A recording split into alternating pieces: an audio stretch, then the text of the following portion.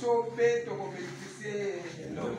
ko metra même ko nzamba linga pesi na ko sala ndenga za mukongo kala ko mitati ndenga nzamba pesi mu mukongo tango sala mtu akataraki kwa yomba niti mejera nzamba ko sala ndenga na mukongo ko sala pasi o pasi o twa to ba ngara mjero ko resi biso mo to ko muy minero mejera si mo ko ko sala est-ce que vous comme ça mutuka moi masoro ngala linka bagara ko mutu aso makamba mabera ko ngara mama zakana bareserve pasa mutuka mutu sasa ndenge mo te mutu nyoso sasa mo fosse reserve baka ba ko so alo bile ka presidia ko za mutuka ka mo so ba ko mo basana ka mutuka ba so ko so professeur ba crime kanga ngami so kanga kama kanga mlonga sa ba biso ba ko biso to na est-ce que pouvoir ba Congo nyos ba ka éviter bis vite pouvoir récupérer est-ce que yo so ba special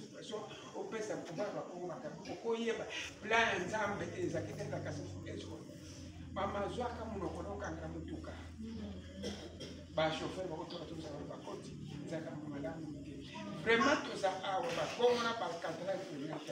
qui to ya gouverneur a comme la première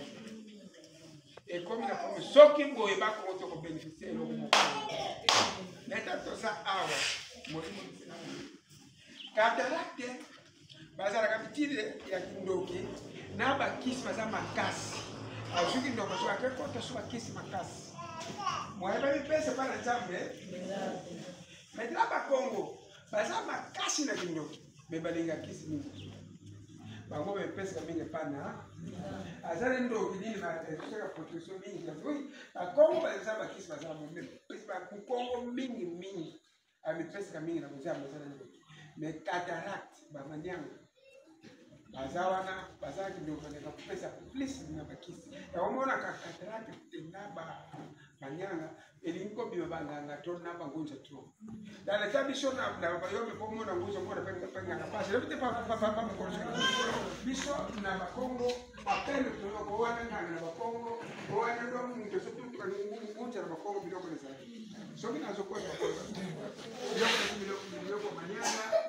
biloko ya cataract ko mona na ndenge ko ndenge pesa donc apa mama na ba Congo na so kisabino so to ko mo ko tena na ba manyana na ba yomo na ba tano kadini kitu ya koja na mtu ko bele mo so ki mo ko bo proteger ko so que da mi so ko mo nyanga pa na to so ba ndeko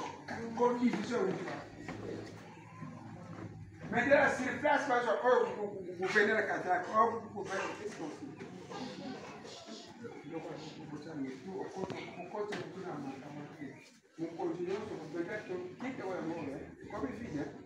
bosenga nzambe koloba te deja pesa mukongo za bantu no sifo prière des hommes nzambe pesa mukongo ute par bo cataract ba Congo ba maniano tuzabu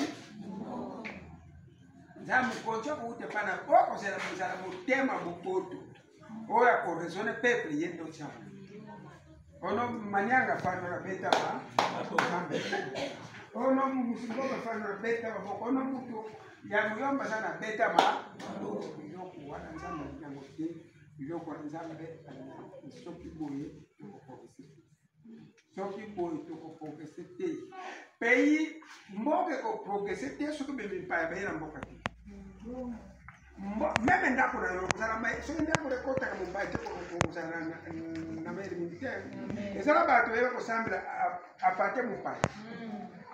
ngana kende ki na mama place mo ndako mo ko na komi na ba ko tema ka nzamba to parce que zali ko sali ni bala mutu ozomo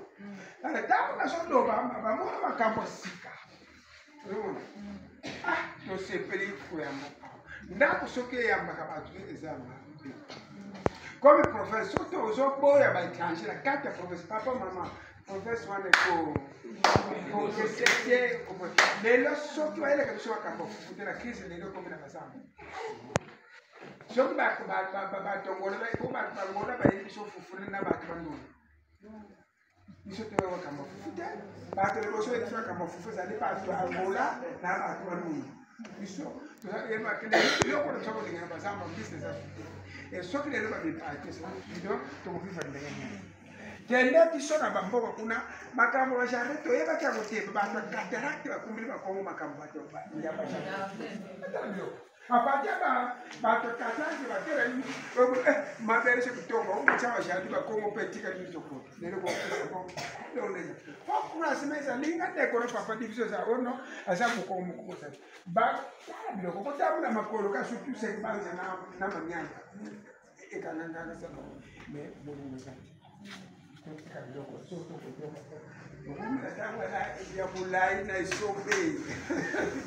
capito sengango donc umela tango mulai na isobe tango ko yo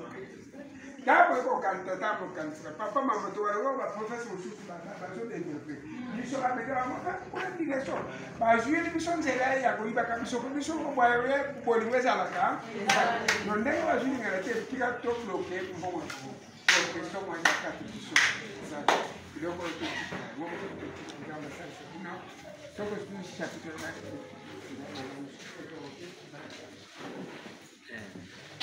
Nombre Kotanga chapitre 32 verset 15. Pambate soki boboyi kotosa Yahweh. Ye akobakisa lisusu mikolo Israel atika na isobe. Boye boko bomisa ekolo mobimba. Soko ko yoka Yahweh ozo bakati la bino na bako. Oyo ko yoka jambo so bakati papa to ko umera ko bako ko yebo. No na boy asa munyange kutesa na tatu sufa. Moi ça mwanangu bali. Nani kwa no wa. Yo bali masu yombe to mwana ngo. Bazo no wa basi abayombe ba muyombe to basi munyanga. Ne ka exact example. S'il vous plaît, à tout cas ça mon Nzambe za kulimu. Nzambe azali mutu ya kiloko kutika. Nzambe suwana suki.